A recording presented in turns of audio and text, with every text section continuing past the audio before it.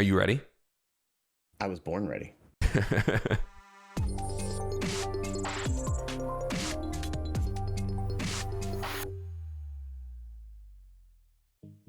Hello, hello, hello! Welcome on in to episode 7 of the Stock Guy and Alex Show. A new podcast, fairly new. This is episode 7, so it's new-ish podcast that covers topics around the world, business, news, markets, money, sports sometimes when we want to talk about the Jaguars. If people are talking about it, then so are Funny we. Guy. If people are talking about it, then so are we. The Stock Guy and Alex Show can be watched, listened, and viewed on YouTube. It can be also downloaded and listened wherever podcasts are downloaded. Follow the show on Twitter, Insta, LinkedIn, TikTok, and all the major socials for clips, moments, and information about the show. What's up, dude? What are you wearing? What is this? What am I wearing? Yeah, it's a How very simple dare question. you? It's a very simple question. Very simple Do question. you really need me I to didn't explain? even ask you. I didn't even ask you before we hit record. What am I wearing? I am wearing what you're wearing. clothes. Nice answer, guys. For those that are listening and that cannot see, Stocky's wearing a tight red T-shirt with Keck W sprayed all over it. Like everybody knows what Keck W is. What if somebody listening isn't a Twitch viewer?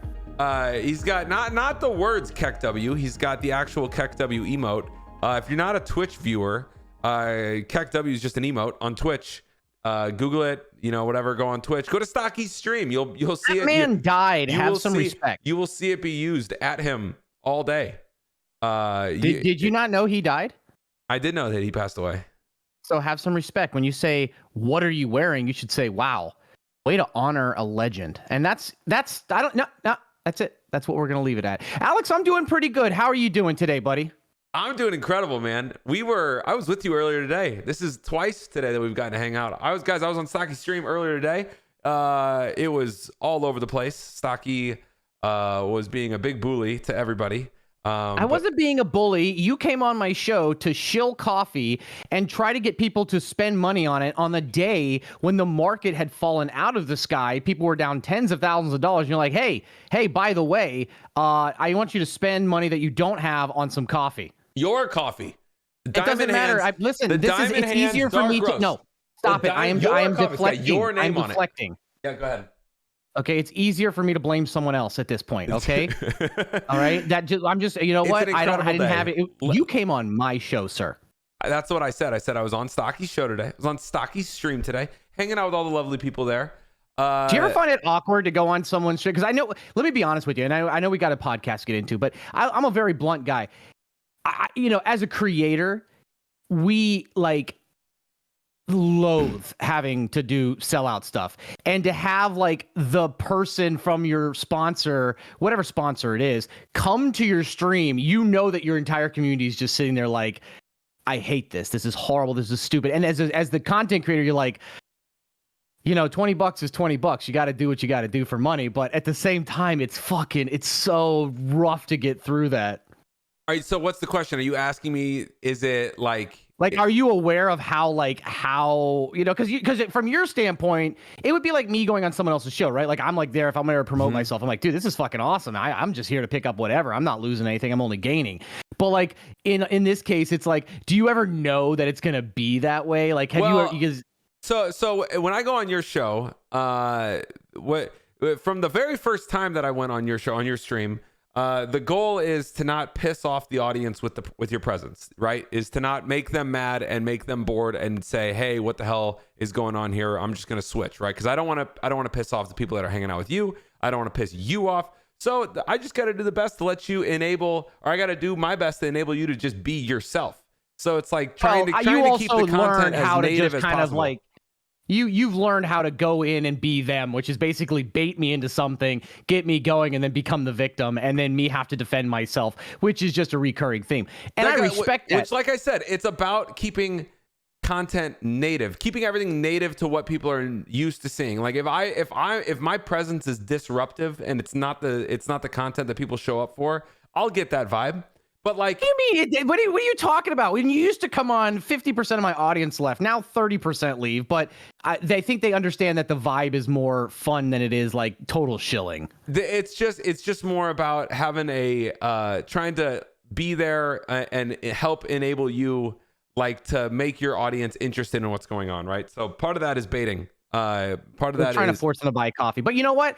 As a CEO, I'm of my own company now. I understand that there are sacrifices that must be made. And you, as a founder, and what do you guys even have titles? I mean, sure, you can call me whatever. So, call me the coffee guy. How about that as a title? No, I mean, do you guys at Madrinas? Is your business name Madrinas, or is that just a name and then is it like registered as something else? Madrinas Brands.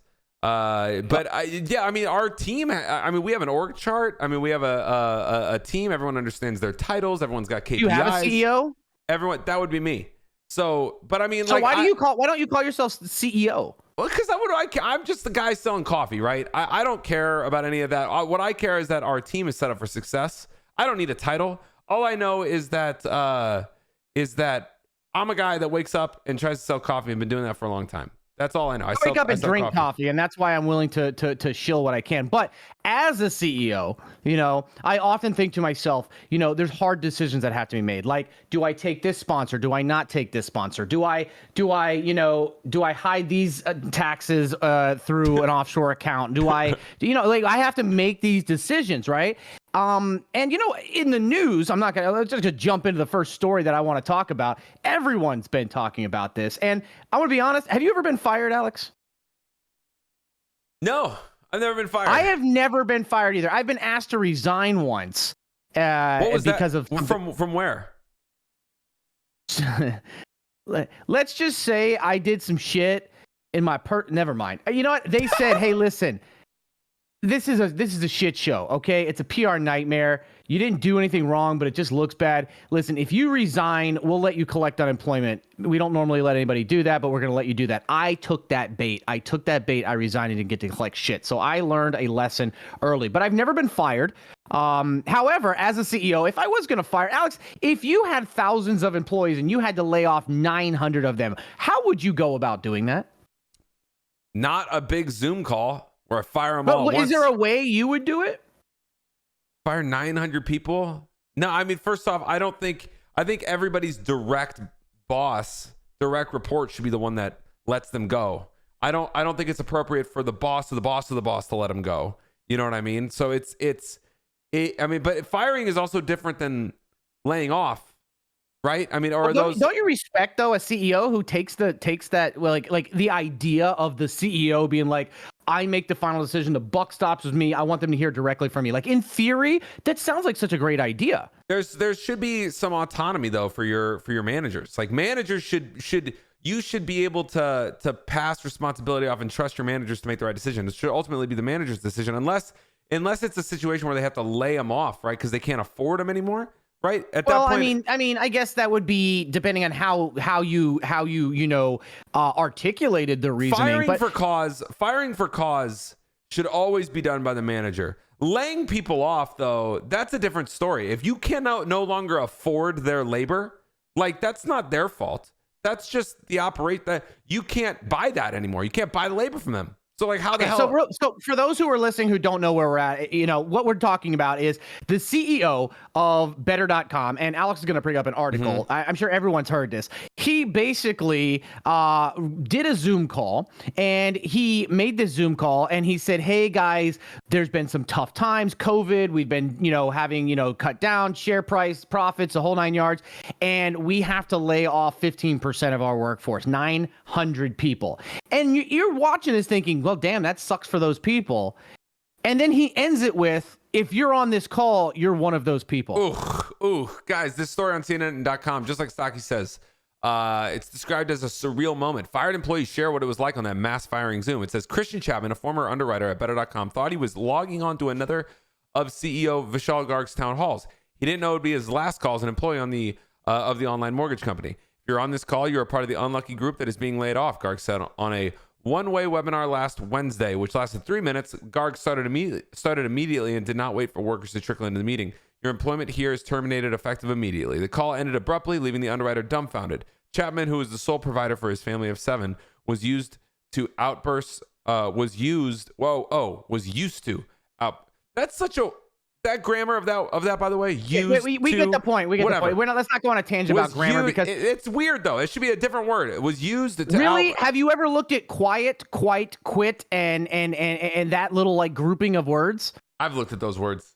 I mean that way. Who decided quiet, quit, quite? I mean, what used to?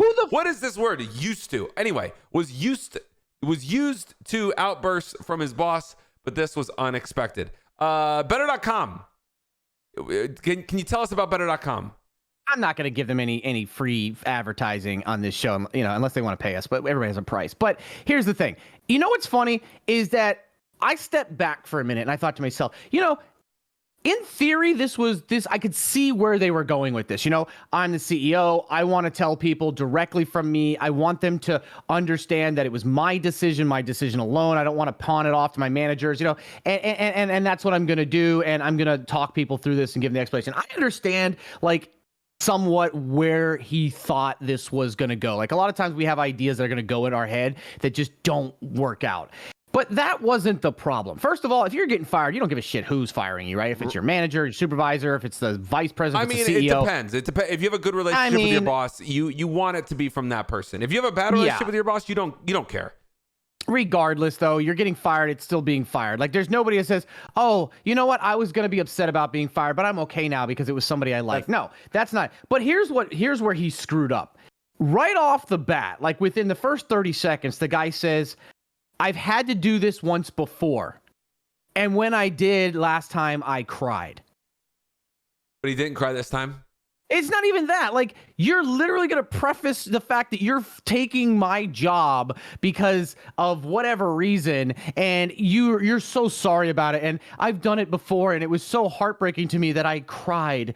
And I don't care about your feelings. You're firing me right now. Everything's becoming so virtual, man. I mean, I can't imagine that any of these people actually go into an office. I'm assuming they're all virtual, right?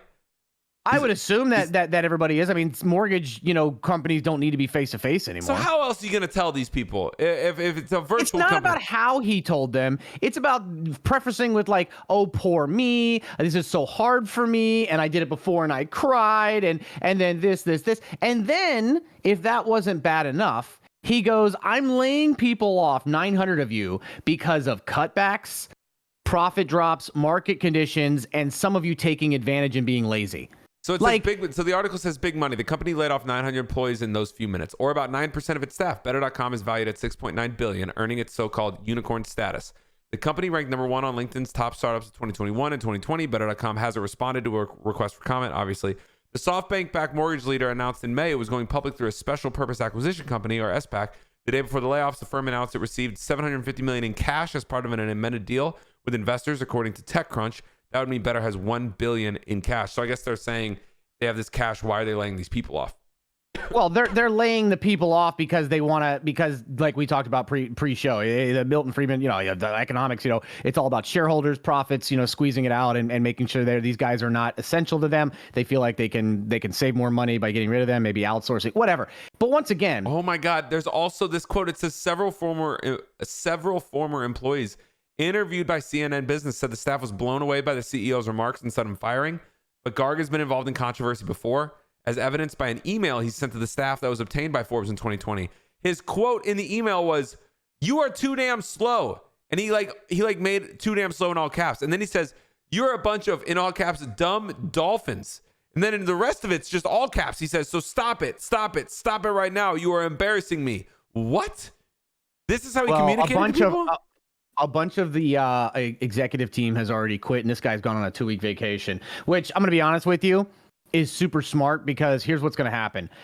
What we've always talked about with cancel culture, right? If you fuck up big time in today's society, you just be quiet. You just disappear and wait for somebody else to screw up. The attention goes to them, and then everyone eventually just forgets about you as it goes down. The only way that you can get canceled in today's society is if you allow yourself to get canceled by reminding people of your screw up. He's going to go on his vacation. It's going to be memes made out about it. People are going to run internet memes about Zoom calls about, firing, or you're adopted, or your grandma died or something as a joke. It'll be in internet, and then we'll be on to something else. So nothing's going to change. Those people's lives suck. They got a bullshit severance, and then we move on. Listen, man, culture's everything, and it sounds like this guy had is creating or breeding a terrible culture of this place. I mean, the article goes on to describe all of this sort of distrust that his employees had in him. So on and so maybe forth. CEOs should just not be able to have communication. Maybe CEOs should just not be allowed to have communication. They're not allowed to communicate to employees. They're not allowed to communicate to investors. They're not allowed to communicate with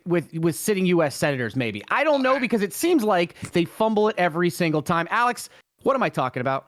So, guys, as probably the most influential person on Twitter, this CEO, Elon Musk. We talk about Elon all the damn time. I feel every damn week, man. I feel like Elon has displaced Trump as like the most engaged with Twitter account on the entire platform. He has. I mean, Trump was a troll, dude. He was a troll. Trolls get attention. Yeah, and like the engagement on his tweets were through the roof. Granted, sitting U.S. president. So, and he was saying ridiculous things.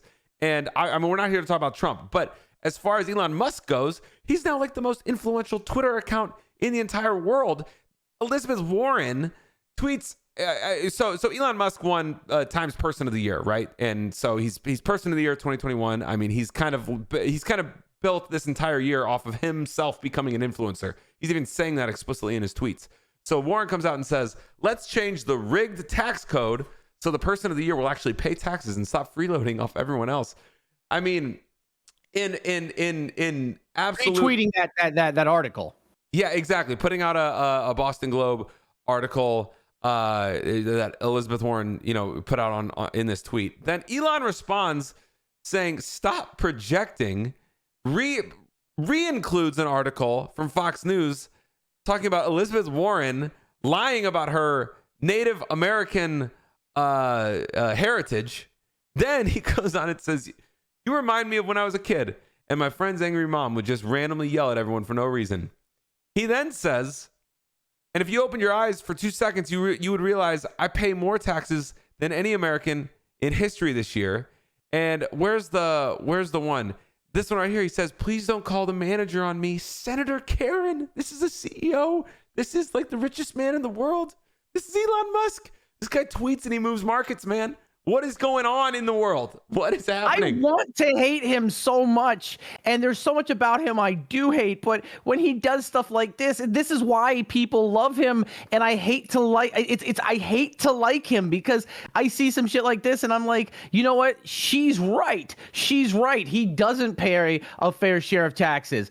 But she's also like very brash, and she also goes on these things, and she's also, out of touches and all, and he just lays into her, and everybody in the world gets to see it. It's like watching it's like the gladiators, right? Like, you don't want to watch somebody get murdered, right? But you go because it's like, I kind of do, like, well, maybe that was a bad example, but listen, it's just like, if you're going to use Twitter as the venue, like, be ready to like actually, I mean, these people now, I mean, I talk about Trump, talk about Musk, these guys have mastered the medium of Twitter. They master trolls. They know how to wield it to their absolute advantage. So if you're going to go after someone like Elon, be ready to defend yourself and have something sort of like in the hopper ready to go. You know what I mean? I mean, I think he's starting to make me think my Twitter game is weak. Like, I feel like I need to refocus my Twitter. You don't attack people on Twitter, though. Like, if you're gonna attack someone on Twitter, and especially someone like Elon Musk who wields the medium to his absolute perfect advantage, be ready, because now Warren just looks like she's been absolutely destroyed. And like, and that's, I mean, I don't know what that, I don't know if that's good. I don't know if it's bad. I don't even know if it's relevant at all. All I know is that she chose Twitter, and he's destroying her on this platform that she chose to attack him with. Oh yeah, it's like choosing to fight the enemy on their territory. Exactly. Like I want to fight you, so I'm gonna break into your house that I've never been into and I'm not familiar with, and just be ready. And you've got like, I mean, it's why the North was losing the Civil War, because they were fighting in the South where they had home field advantage, even though they were underfunded, they had no supplies, no weapons, nothing. They were kicking the ass of them because they were fighting on their turf, right? And that's what she did. She stepped into the jungle to fight the lion or the leopard, and it was stupid. She's not wrong though. Like, this is what's so funny about politicians and CEOs and stuff like that. Like, they'll get called out on their bullshit and nobody cares, but if they are right about something, it gives their rabid fan base even more reason to defend them. So she calls him out for paying almost no taxes, and he basically doesn't. So for those who don't understand how billionaires get away with this, they don't pay a lot of taxes. Why do they not pay taxes? Because they don't take an income, right? So what are you taxed on in America? The most thing you're taxed on a regular basis is your income, right? Your income, how much money you make. So what these CEOs do is they take a $50,000 salary, right? $50,000 salary, and that puts you with one of the lowest tax rates. You pay $10,000 in taxes. And then they take the stock option of $10 billion to $100 billion. And because you're not taxed on those capital gains, on the value increase of that, you never pay taxes, right? You don't pay taxes until you sell it. So you just don't pay taxes. And so how do you get around that? What if you want to buy a $15 million house? How do you do that? Well, you don't want to sell your shares because you don't want to get taxed on that. You want it to continue to grow. So what do? You take out a loan against those shares, right? And you're not taxed on loans, so that's how you do it. So you basically go to a large bank or large institution and say, hey, I need $15 million. Well, I'm putting up $15 million in shares as collateral. Okay, the bank says, well, I'm going to underwrite this. It's a strong company. It's not going anywhere. We can call this in. Here you go. Guess what? You skirt it again. And that's one of a million ways that they don't pay taxes. And as a business owner, you're probably very familiar with this. So now that we have that out of the way, she was right. And then at that point, they just keep borrowing to pay off the debt. They just keep borrowing. Exactly. They borrow against shares to borrow against shares, and they never have to worry about it. And then he claps back with, I paid more in taxes than anyone in history this year, which is also technically correct. However, he did that to make more money. So basically, and we talked about this last time, he was given stock options that if it got to a certain level, he had the right, not the obligation, to buy shares at that strike price. So because the shares of his company has gone up so much, he's able to buy more of his shares at a much cheaper price. How does he get the money? He has to pay taxes anyway. So what he does is he sells his current shares, pays the tax, the capital gains on that, but then has the right to buy 10 times more share at 50 to 60% less and ends up making 3 or 4 times as much money. So yeah, he paid more than anyone in history, but he's also going to make more than anyone in history. It's a convoluted, crazy shit that's going on. It's a rich people game. And I love how these senators and Congress people act like they're better than that. I mean, look at Nancy Pelosi. Look at some of these senators. These Congress people. They go in making $170,000 a year. They've got a few $100,000 in the bank. They leave a decade later with $100 million. Like, wait a second. Well, he also, I mean, at that one tweet, he says, and if you opened your eyes for 2 seconds, you'd realize I'd pay more taxes than any American in history this year. And then says this year. Yeah. And then says, don't spend it all at once. Oh, wait, you did already. Like, I mean, I don't know who's judging these Twitter sparring battles, but like obviously Elon won this one. Like Warren, I don't think was well equipped. A lot of these politicians haven't been well equipped to attack some of these people on Twitter that they attack. They just have not been well equipped.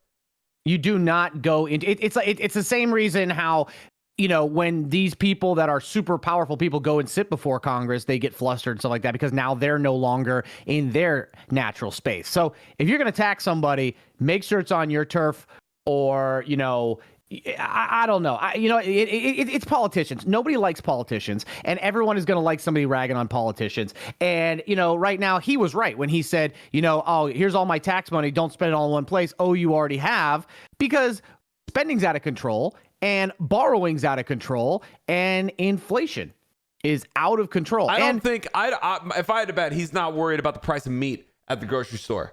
I don't think he's worried about the price of meat. But listen, that's why he's going after the politicians, because some of them think that big meat. You see what I did there? Is behind inflation. Big meat, as in big pharma, big banks. Big meat is behind inflation. Don't you tell me about that there, Alex. So Jen Psaki, however Stocky wants to say it, to troll. I say Psaki because it pisses everybody off.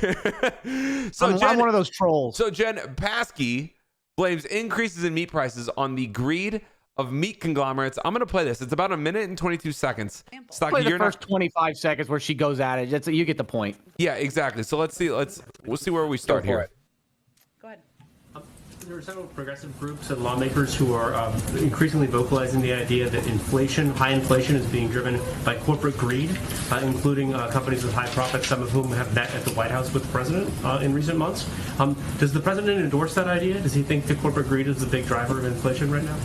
Well, I think that the president thinks the way people across the country, American families, digest inflation is by price increases. And if you look at industry to industry, it's a little different. So, for example, the president, Secretary of Agriculture have both spoken to what we've seen as the greed of meat conglomerates. That is an area where people go to the grocery store and they're trying to buy a pound of meat, 2 pounds of meat, 10 pounds of meat. Shit, right? It is, the prices are higher. That is in his view and the view of our Secretary of Agriculture. Because of, news article you could call headline. it corporate greed, sure. You could call it jacking up is prices. Is inflation to blame? Are these guys to blame for inflation? No. But are large corporations taking advantage of the bottlenecks and the supply chains and the inflation to jack up prices even more because they can then blame it on, the inflation? Sure, that would have been something I could get behind. But to blame rising meat prices on... It's big meat. Big meat. Listen, hold on. Tinfoil hat comes out for big meat. Hold on. Let me tell you something, okay? Let me tell you something right now, okay? We always been told about Big Pharma, right? Big Pharma, they like to, they pay all the money to get you to put them poisons in your body, okay? Big banks, they ain't gonna tell you about how much money they taking from you. Everybody focus on this, but I think this is just a smoke and mirror show because the real enemy, my friend, has been in plain sight the whole time. But we coming for you. Big meat.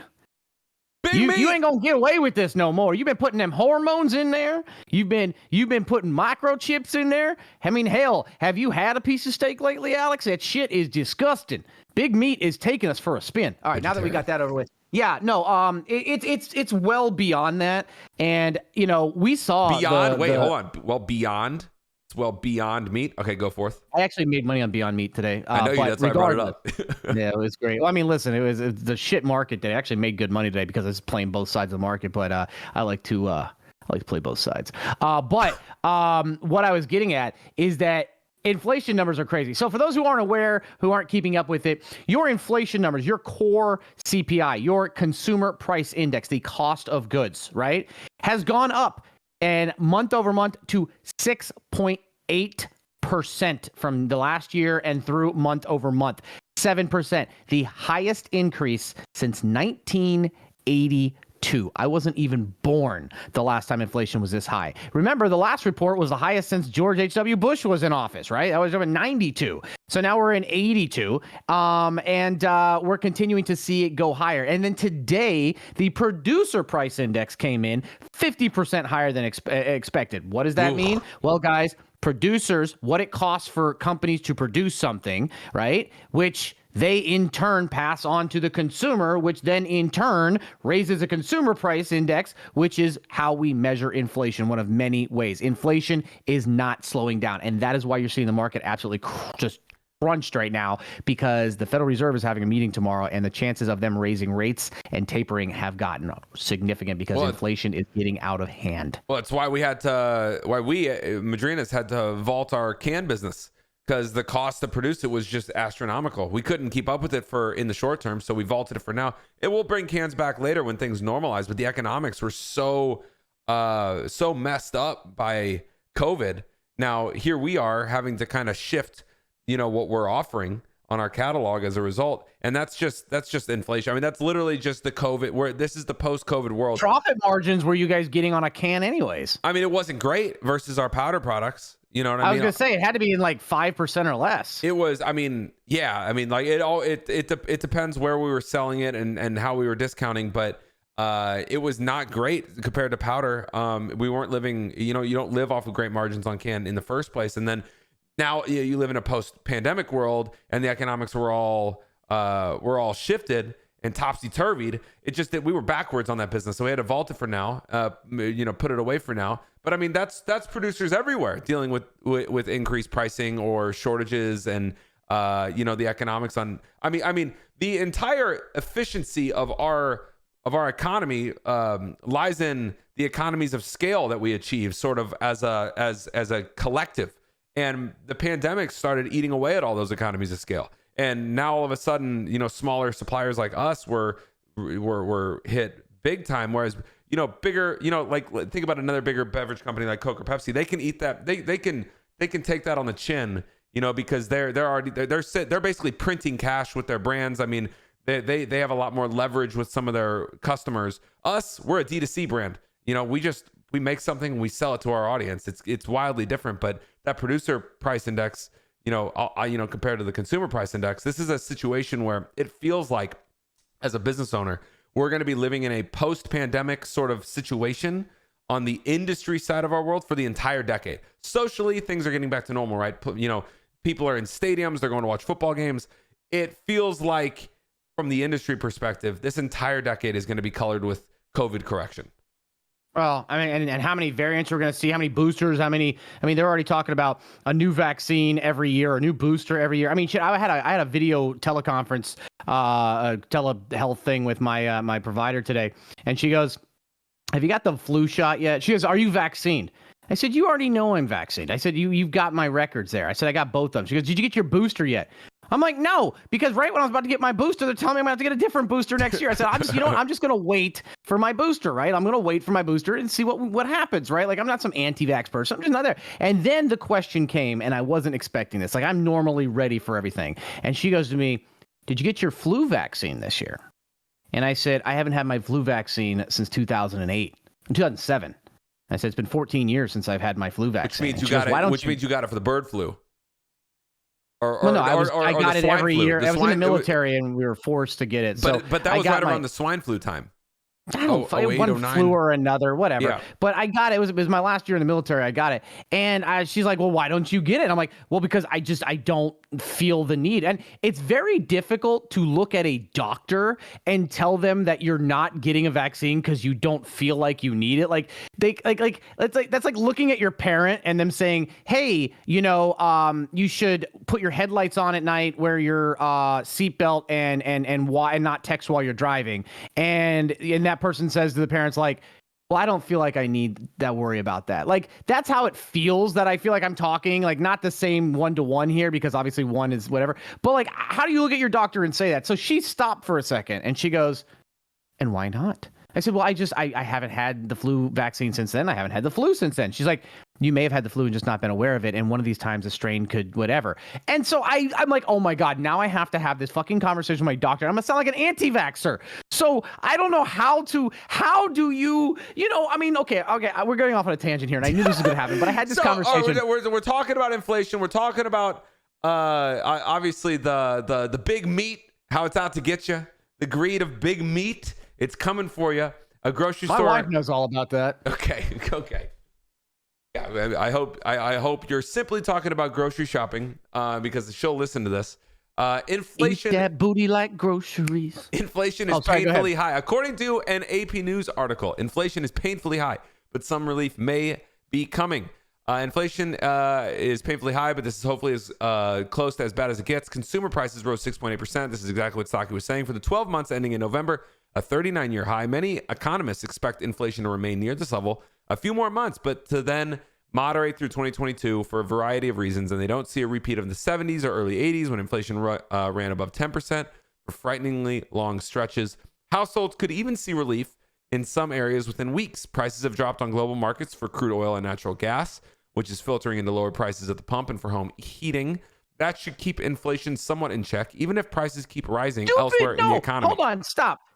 That is a dumb thing for them to say. That is not why oil and gas prices are going down. Oil prices are going down because there's a new variant out there, and investors are looking at it and saying, "Holy shit, we're seeing more lockdowns, we're seeing more bans, travel restrictions, everything like that." And because of that, we're going to see less traveling, less planes, less crews, and whatnot. Means that the chances of demand for oil increasing have actually come back, which is going to bring back down. Plus, OPEC is releasing 400,000 more barrels a day. The U.S. has opened up its strategic reserves. Japan's stupid fucking article. Big meat and big oil. Big meat is still behind this. We gotta take them down all together. It's up to us. To be sure, economists say inflation will likely stay higher than it was before the pandemic, even after it eases through 22. More often than not, in the last 10 years, inflation was below 2% and it even scraped below zero during parts of 15. The bigger danger then was too low inflation, which can also lead to a weak economy. This is not going to be an easy fix. They go on to talk about it. Economists go on to talk about high inflation and say economist things. All we need to take away from this is that big meat is out to get us. So become a vegetarian like me. Don't eat big meat. And Are you a vegetarian? Yeah, I'm a vegetarian. Don't eat big meat. If you're going to eat meat. Wait a second. No, we met up and we had meat. No, you ordered meat and I didn't eat it. Yeah, we did. We had tuna, ahi tuna things. Yeah, okay, so this is where I say I'm a pescatarian, and then we have to have the conversation about what a pescatarian is versus a vegetarian. Me. I don't eat meat unless it's that type of meat. Oh, okay. It's also not a I'm badge. not sexist, but I'm It's not also racist, not a- but it's also- I don't eat meat, but okay, go ahead. So it ain't a badge of honor. What it is the easiest way for me to dispel the conversation is just say, I'm a vegetarian, and we go forth and conquer. What I don't like doing is staying in the conversation as long as we're doing it right now. It's no. That's like saying I'm not gay, but I don't mind, getting a blowjob from a dude every now and then. Like saying that. No, I'm saying it's like technically you're not because you're married and you enjoy women, but every now and then, you go to the bathhouse, right? I respect that. Okay, no bathhouse. I respect that, but you got to at least be honest. I mean, come on, man. I don't eat meat. So if you tell, I tried telling people I was a pescatarian for a little while, and people often were like, "Oh, what's that?" And they want to have a larger conversation about it. I just would rather dispel of it, and then we can move on into the conversation. Talk about other things. Why do you feel the need outside of like somebody offering you meat? Which probably happen a lot. But instead of somebody, when they offer you meat, that's the only time you should be like, that's okay. Unless it's fish, I'm not really a big meat eater. Why do you and everybody like you feel you need to be trendy and cool and have some kind of identity and just be like, excuse me, I don't eat meat? Like, no one asked, Alex. I didn't ask you. You offered and volunteered that because you wanted it to be known that I don't eat meat. Like, somehow that's some kind of like high horse, like you're better than people. Like, what is that? We're talking about big meat. Okay, and we could have ended there. You said, don't participate. Except for people like me because I don't eat meat. Yeah, because stick it to the man. Stick it to the corporate greed of the big man at big meat. Stick it to them. What about big fish? I don't know about big fish. There was that one documentary that everyone was talking about for a little while. Big fish is part of big meat. See, that's what you don't understand. You're trying to pretend like fish is not meat. I love how that works. No, Paskey didn't talk about big fish. She just talked about big meat. And the corporate greed of big meat. Meat is fish. Fish is meat. Why are you calling it big fish then? That's a movie. Because I'm trying to play your game of, and it's actually a pretty damn good movie. It's actually a pretty damn good movie. Okay, I know I seem hyper right now. Okay, I'm not getting out of hand. Okay, that's not what it is. You got me going. Okay. All that really matters is that I get going on coffee. That's it. That's all. I don't care what I'm eating or drinking. All that matters is coffee. And that's all that matters to you. We wake up and we get going on coffee. I'm a stock trader, right? Stock traders, if you're going to be that hyper vigilant, you have to have some kind of edge, right? A stimulant, right? And it's one of three things. They all start with C, right? Nowadays, it's caffeine for me, okay? But there's two other C's that get other traders going. And apparently, not just stock traders, but members of parliament, if I'm not mistaken. According to an article on WashingtonPost.com, rife cocaine use reported in UK Parliament, just as Boris Johnson announces crackdown on drug crime. So hold on, diving into this because Stocky said something pretty crazy. There's a crazy stat in here, and it's amazing. So we're gonna get to it. It says the Speaker of the House Commons has said he is calling in police to investigate reports that drug use is rife in the British Parliament as Prime Minister Boris Johnson dressed up as a police officer to promote his tough new anti-drug strategy for the country. A report in Britain's Sunday Times said a dozen sites inside the Palace of Westminster, which includes the House of Lords and House of Commons, tested positive for traces of cocaine. Where is the specific stat? It says drug residue, the newspaper reported, was also found close to rooms used by the opposition Labour Party, as well as a sedate dining room in the House of Lords and the exclusive, sometimes raucous Thameside pub called the Strangers Bar. Didn't you tell me that it says, of 12 bathrooms tested for drugs with detection wipes, cocaine was reportedly found in 11 of the locations. So Boris Johnson's out here on some incredible high horse for anti-drug, which, if it's illegal, don't do it. There's that. But now all of his people are just on cocaine all the time, apparently. Okay, politicians since COVID, we all knew this about politicians, but I think it's for the first time it's been widely understood that politicians are the biggest do as I say, not as I do people, right? We had Ted Cruz go to Mexico during the shutdown of the power grid when everybody was freezing to death. We had the Democratic mayor of Denver go fly to home for Thanksgiving to be with the family after shutting down their city for COVID restrictions. Same thing with the mayor in Austin. We saw Gavin Newsom out in California lock down everybody's city, put businesses out of business and lock it all down, and then has a big party. President Obama in the middle of this 300 or 600 person party, right? Like every politician is doing this, right? And it's the first time it's actually come to light because now there's a way that it's being seen. So back to Boris Johnson, right? First of all, this is a nice way of saying a new war on drugs. Now, I don't know if you've ever heard, I'm sure you have, but just in case, that those who fail to learn from history are doomed to repeat it, whether that's intentional or not. Now, I don't know about you. You're a young buck. I don't know if you remember Reagan, but Reagan. I wasn't alive for Reagan. Yeah, I was barely alive for him, but I want to pretend like I'm we're whippersnappers like you're here. boomer. You want to pretend like you're more boomer than you are. I feel like all the fucking boomers loved Reagan. So Reagan decided to do a war on drugs. Now, we've looked back and shown that there is no single statistic or study out there that has shown that it's successful even slightly. It's just everywhere from failure to total failure to devastating.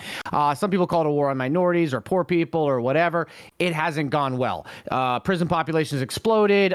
Drug use hasn't gone away. It's actually led to more drug use in dangerous ways, which has led to more deaths, more, it's a cycle of shitheads, right? Or shit, right? So they're going to be doing this.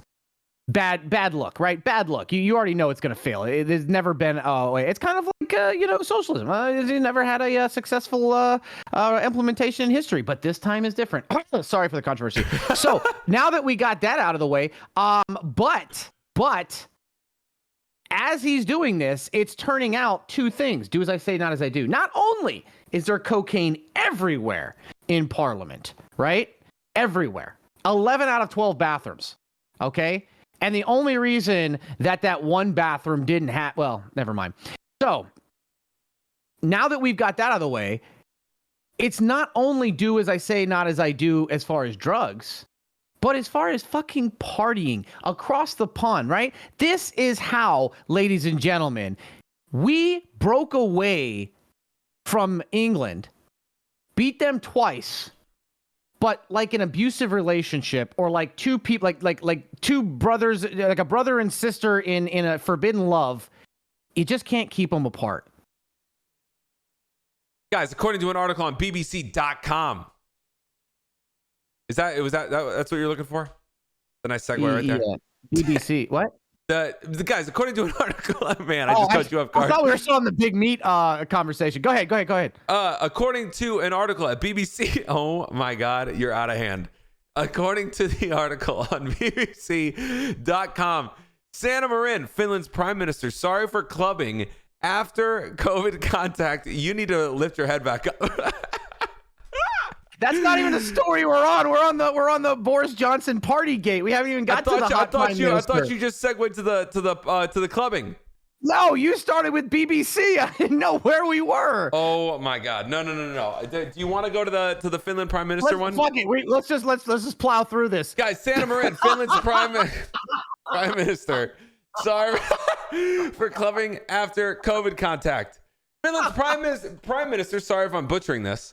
Sanna Marin has apologized for going clubbing after coming into close contact with a COVID-19 case. Sanna Marin, are we talking about like clubbing, like going to a club, or like clubbing with big meat? Oh, good Lord. Big meat. Take him down. Pot him down. Sanna Marin went on a night out in Helsinki on Saturday, hours after her foreign minister had tested positive. She was initially told she did not need to isolate because she had been fully vaccinated, but later missed a text that advised her to do so. Critics questioned her judgment for not isolating until testing negative. The Social Democratic Prime Minister, 36, said the text message that advised her to avoid social contact was sent to her work phone, which she had left at home. When she saw the text on Sunday, she urgently sought a COVID test and the result came back negative. At first, Ms. Marin defended her actions, arguing that she had followed the advice of her Secretary of State, who informed her about the COVID exposure. But in a Facebook post on Monday, Ms. Marin said she should have double-checked the guidance and used better judgment. I'm very sorry for not understanding that I needed to do that, she wrote.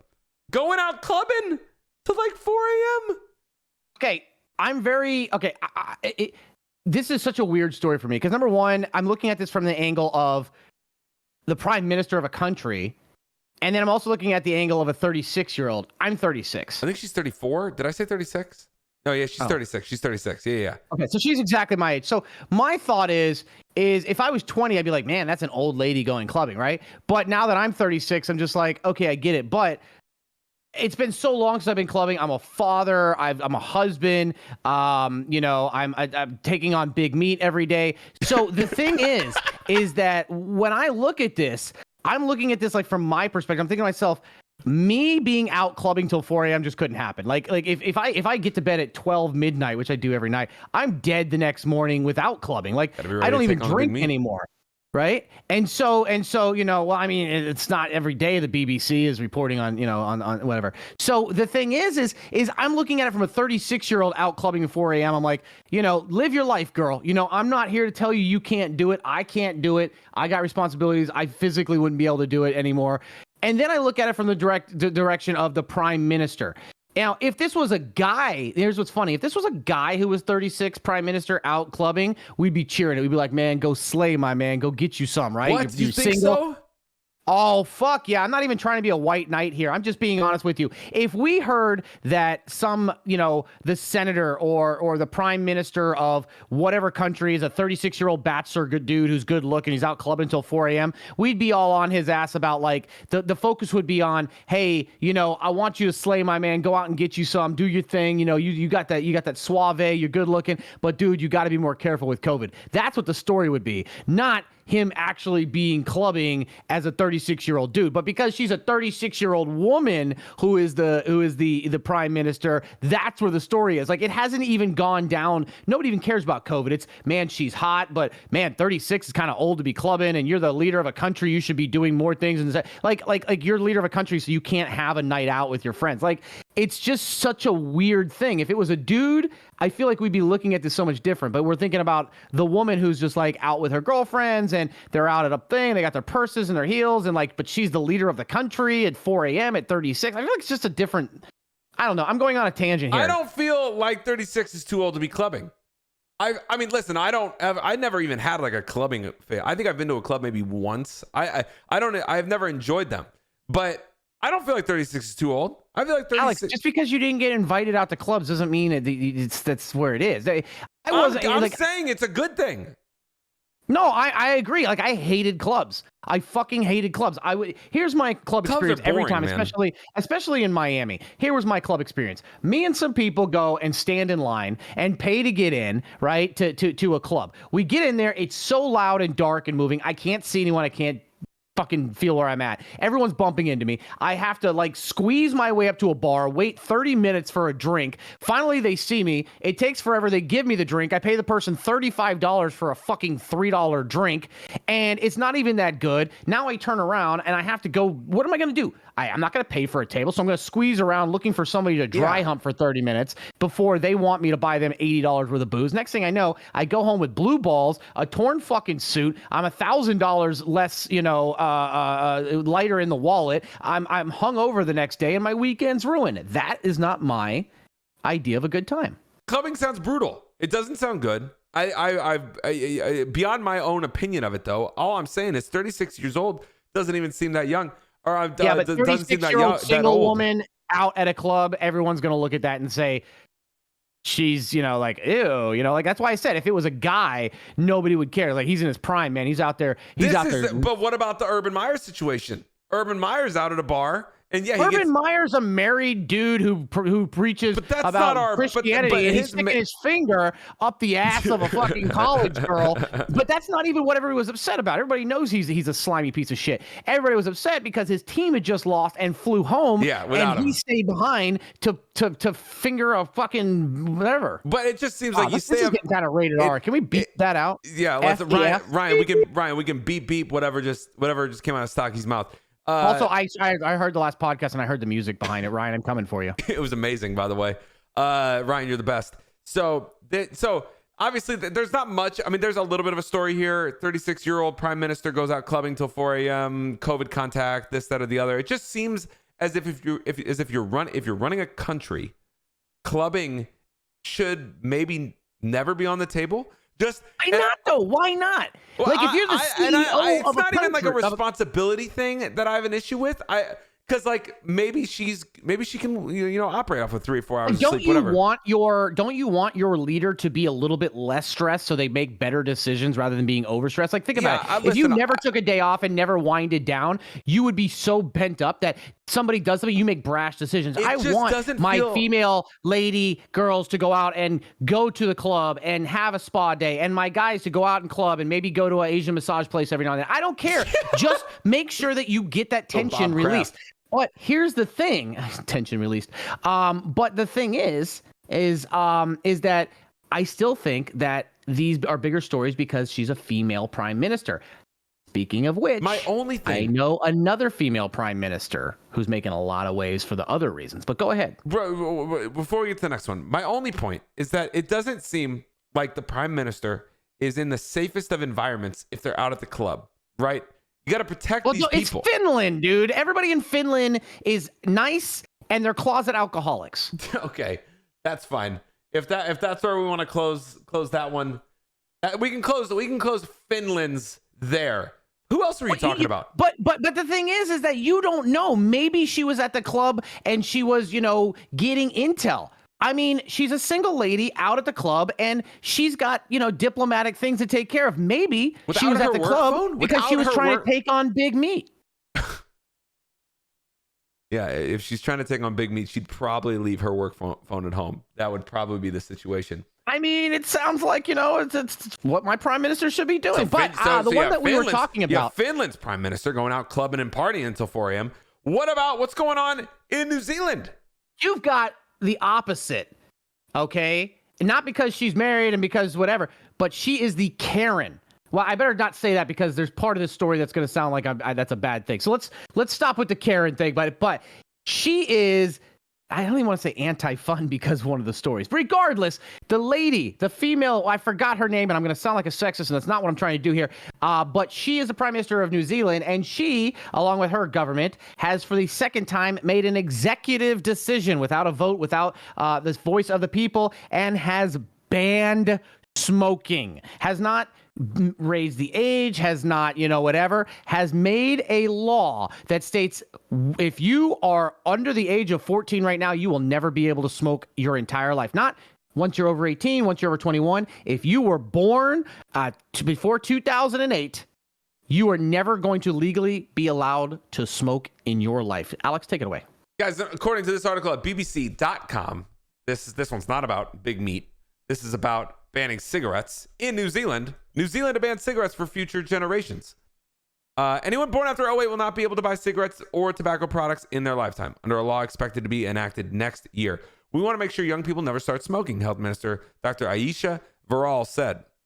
The move is part of a sweeping crackdown on smoking announced by New Zealand's health ministry on Thursday.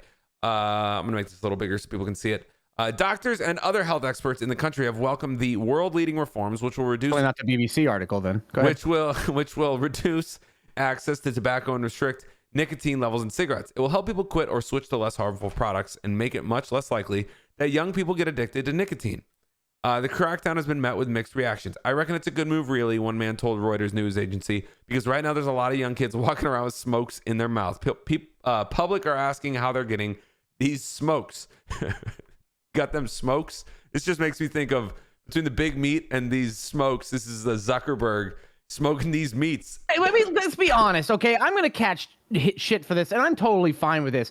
But everyone talks about the slippery slope thing, and then everybody tells you, oh, you're overreacting. Government would never do these things that you say, right? Especially in America, we say that. But then, I mean, at what point do once you give an inch, they take a mile, right? Like, the government will take something, they'll ban it. A few people will say, but it's for good reasons, whether it's for health reasons or for fearful whatever. And then it's the next thing. Are you really comfortable with the government having the power to just be like, you know what, we are banning you from being able to do something? So, chairman of a lobby group down there, Sonny Kashal, obviously a lobby group, so you understand probably where his biases lie, but it says this is all 100% theory and 0% substance. There's going to be a crime wave. Gangs and criminals will fill the gap. That's where I'm at with this. It's like the war on drugs. Oh, yeah. Well, let's go war on nicotine. Well, fuck it. It's just going to be underground. People are going to be killing each other for cigarettes. I mean, listen, you ban something that doesn't take away the demand for the thing. So now what are you going to do? You have this pent up demand. You got a lot of times when you ban something, you make it even more attractive for people. Oh, look at the 1920s. Prohibition. I mean, here in America, prohibition. I mean, we literally gave rise to organized crime, right? There was no federal organized mafia crime wave until that happened. Now, if you want, now, let's just think about it. Would we prefer a world where no one smokes cigarettes? Would we all prefer that? Right? I mean, yes, that's probably a good thing. I smoked, okay, I for those who don't know, I smoked 2 packs of cigarettes a day for 15 years. I started when I was in the military, and I smoked until I was 32 years old or 33 years old. Like, I smoked 2 packs a day for 15 years. I'm very aware of cigarettes, and that's why I have a look on both sides of them. I no longer smoke cigarettes, but I understand a lot of this, but it's not about the cigarettes. It's not about this is something bad.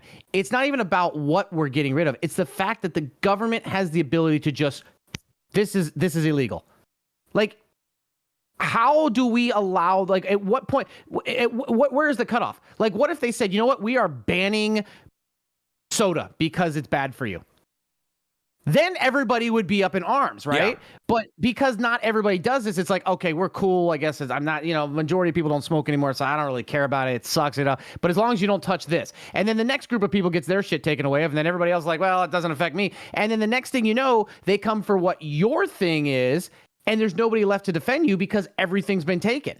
And so now you're like, somebody stand up for me. Somebody stand up. Don't let them take our fucking, our pizza ovens or whatever, and be like, bro, where were you when they were taking cigarettes and this? Because it doesn't affect you. And that's where that scares me. It just doesn't impact. For me, I'm always going to have the Adam Smith economist, viewpoint on things. It just doesn't impact demand. If people want a thing, they're going to go out and get a thing, right? I mean, someone's going to make the thing. It will impact demand over time, because there will be less people that start doing it because those people will be afraid of getting in trouble and whatever. Bro, but weed, think about weed, man. Everybody gets exposed to weed when they're like 12 years old, 12, 13, 14 years old. All of a sudden you have friends that start smoking pot, and you're like, where the hell are they getting this pot? They're like 13 years old. I never got into drugs because, well, not only did I come from a family of drug addicts, and so I was afraid of it, but because I didn't want to go to prison or I didn't want to get kicked out of the military, right? So I'm not saying that it's good. I'm just saying that is the theory is a little bit faulted, because it will curb over time new people that start using it, because there's people that don't want to lose their scholarship or lose their job or whatever. However, what it's going to do is it's going to cause 5 times as much crime and violence and underground and black market for the people who do want to use it or already use it. And so, it's like cutting off your nose to spite your face, right? You may stop 5 to 10% of the population from smoking moving forward, but you're probably going to see a rise 30-fold in crime because of this. We just, what we need to all do is, if they're going to start putting more and more restrictions on stuff, we all should just move to the moon. The moon sounds like a great place to be. Especially, why would that sound like a great place to be? There's no atmosphere. There's no gravity. There's nothing but what? Craters and a cube? Apparently, there's a cube. Well, I mean, did you ever see the movie The Cube from back in like the 90s? No, it's called The Cube. Bro, you never saw Cube? I've never seen Cube. Oh my God, it was such an amazing listen, I'm not, if you've never, okay, I want you to find this on whatever streaming service it is. and watch Cube this weekend. It's a horror sci-fi flick, whatever, from I think the 90s or whatever, early 2000s. Cube 2 was pretty good. Is what it says. Cube. Yeah, they ended up making like 30 of them, but that was such an amazing psychological like trap. Like it was like Saw, but in like with aliens technology and shit. Yeah, it was says Cube is a amazing. 97 Canadian independent science fiction horror film.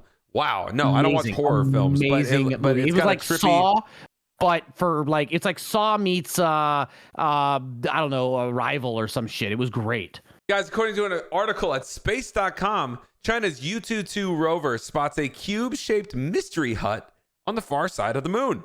Is this on the dark side of the moon? Is this like some Pink Floyd stuff? This is the far side of the moon. This is the unseen part of the moon. This is where all the space bases are supposed to be. It's likely a large boulder excavated by an ancient lunar impact. China's Yutu rover has spotted a mystery object on the horizon while working its way across von Karman crater on the far side of the moon.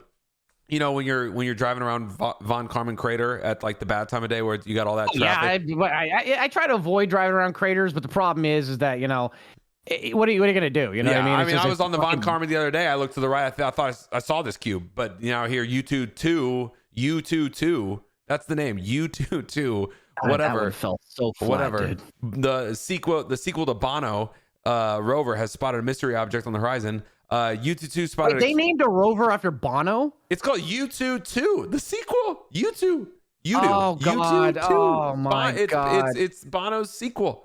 U22 spotted I can't even say the name. Spotted a cube-shaped object on the horizon to the north and roughly 260 feet away in November during the mission's 36th lunar day, according to a U22 diary published by R Space, a Chinese language science outreach channel affiliated with the China National Space Administration. R Space referred to the object as a mystery hut.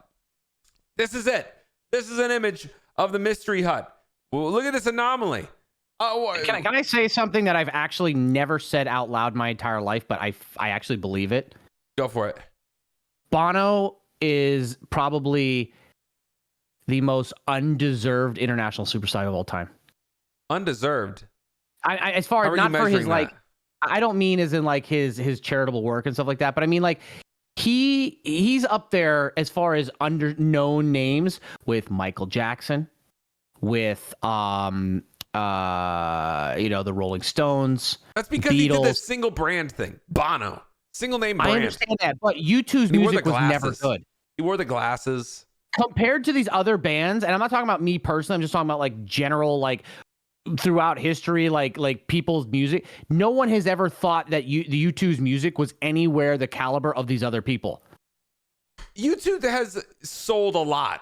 They've done a lot of business. Because they just put out 1,600 million fucking songs. Well, and also, I'll tell you what, there's so much of their data's got to be impacted by that one iPhone update where they put I had never listened to more than one U2 song in my life until that iPhone thing, and every single time I connected to a Bluetooth, I had to hear the fucking U2 song, and I actually, well, I won't say what I did, but I had to get rid of it. Yeah, it was nuts. It like infected everybody's lives if you have an iPhone, and this is where all the Android users say, well, this is where Android's better. Whatever. I don't care. I have an iPhone, and there was one of the iterations. Yeah, but saying Android is better than iPhone is like somebody saying, well, I don't want to have sex with a girl anyways. It's better when I can do it myself. Yeah, okay, buddy. Okay, whatever you got to do to cope. All right. Yeah, you're right, because you can make it yourself. Wait, I don't want to have sex with those weird I don't know. women. We're gonna start entering some weird phases of the metaverse. People can start. I'm married, so I already understand both sides of it very clearly. And now unfortunately I'm like forced to use an Android because like the iPhone doesn't work right now.